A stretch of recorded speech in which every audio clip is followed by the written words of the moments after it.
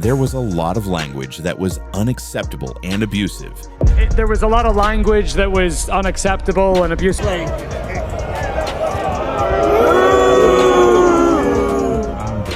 It started as golf's biggest stage and ended as something no one saw coming. The 2025 Ryder Cup at Bethpage Black wasn't just loud. 3 really popular words. They were "F you, Rory," comments about his family, comments about Shane Lowry's weight. Dumbo, you ain't moving! Comments about rumors that you hear about Rory Mcilory, Pinehurst, Bryson. A lot of it is stuff that I can't say on camera, but just know that they took it over the line today. It was historic. Cameras caught everything, but what they missed tells an even bigger story, because behind the cheers, the chaos, and the viral clips, something far deeper was unfolding. Bethpage Black, the beast of New York golf, a course known for punishing players, and a crowd that punishes worse. Team Europe marched in calm, confident, controlled, but Rory Mcilory carried every ounce of expectation from Rome 2023 on his shoulders. This wasn't just another Ryder Cup. This was a battle for pride, legacy, and sanity. It started harmless, playful chants and light teasing from American fans echoing across the fairways. But by Friday afternoon, those cheers had turned acidic. The man once hailed as golf's golden diplomat suddenly became the villain on foreign soil.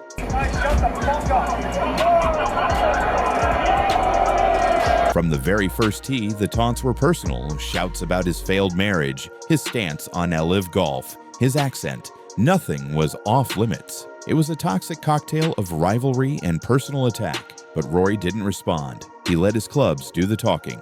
Morning session, a 20-foot birdie putt. He drains it. The crowd gasps, stunned. Rory doesn't smile. He stares them down, cold and calm, a man daring a nation to speak again. For a moment, silence. But it doesn't last. Each hole becomes a verbal minefield, fans testing how far they can go before golf's so-called decorum disappears.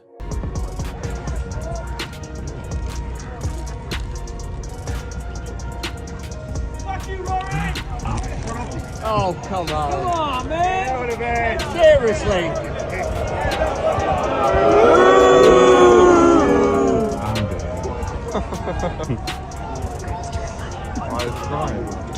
By Saturday, that line is gone, obliterated. The Ryder Cup isn't about birdies and bogeys anymore. It's one man versus an amphitheater of hecklers. The tension is thick enough to slice with a wedge, and everyone watching knows this isn't going to end quietly.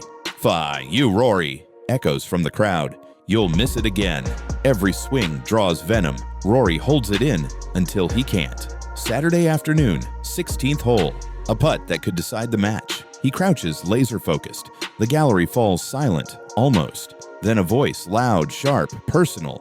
He freezes, backs off, glares straight into the crowd and says it. "Guys, shut the falls up." 3 words, 3 seconds, and golf explodes. Phones rise, recording, posting. The clip hits social media before he even leaves the green. Within minutes, millions are watching. It isn't just a golfer losing his cool, it's a man snapping under pressure, pride, and provocation.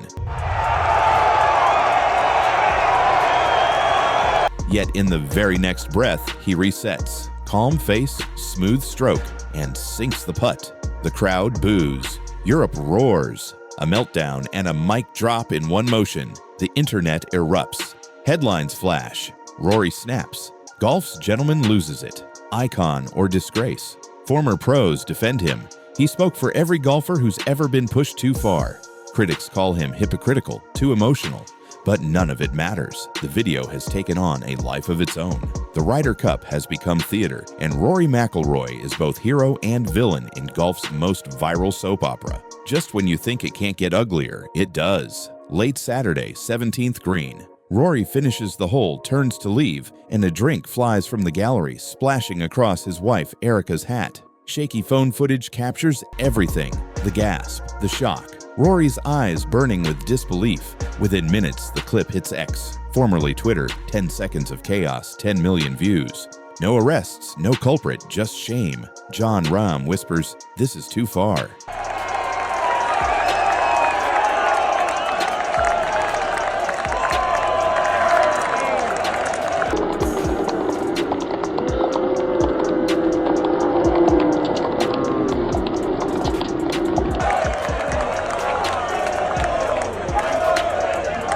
PGA releases a statement condemning the behavior but naming no one.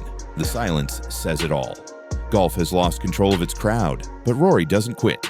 He doesn't storm off. He finishes his round in silence, face blank, eyes of steel. The drink may have missed him, but the damage didn't. The Ryder Cup's reputation is dripping on the turf. Sunday morning dawns, the final day. You'd think the crowd might calm down. They don't. As Rory steps to the tee, a new sound pierces the air. Squeak, squeak, squeak. Rubber ducks. Dozens of them. Fans squeeze tiny yellow ducks during his backswing. Security rushes in, ejecting spectators as Rory halts mid-swing and points straight at them. The ducks aren't random, they're symbols, mocking his supposed tendency to quack under pressure. But this time, no one's laughing. Even U.S. broadcasters call it out. The crowd's gone too far, one says. A European caddy mutters into a hot mic, "It's golf, not a circus." Once you've seen the full picture, it's impossible to unsee. And the story of the 2025 Ryder Cup, the taunts, the fury, the viral clips, wasn't just about Rory Mcilory losing his temper. It was about golf losing its innocence. The game will recover, it always does. The fans will chant again, and Rory will swing again. But the echo of that voice, "Guys, shut the frog up," will live on, not as shame, but as a turning point. A reminder that even the calmest souls have limits. That sometimes standing up for yourself isn't losing control. It's taking it back. So as the champagne sprayed and the cameras cut, Rory Mcilory didn't smile. He just exhaled quietly, as if releasing the weight of the whole weekend. Because in that moment, the noise finally stopped, and what remained was truth. This wasn't just golf anymore, it was survival. And that's the story that shook the sport to its core.